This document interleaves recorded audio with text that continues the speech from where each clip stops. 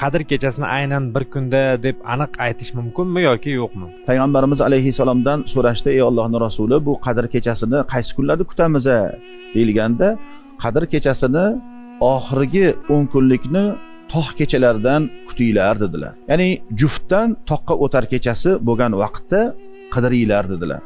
Shuning uchun ham ulamolar bu borada ko'proq aniq bir sanani aytishmaydi. Toki banda o'sha kundagi qiladigan toatlari, ibodatlari ziyoda bo'lib olsin. Mana payg'ambarimiz sollallohu alayhi vasallam aytadilar: "Kim Qadr kechasida qoyim bo'lsa, ana shu kishini avvali yu oxiri gunohlari hammasi avf etiladi" dedilar. O'sha kunda 2 rakat o'qilgan namoz Alloh subhanahu va taoloni huzurida uni ajri mukofoti 1000 oydan ko'ra yaxshiroq bo'lgan kunda o'qilayotgan namozni qadri qimmati ham baland bo'ladi-da.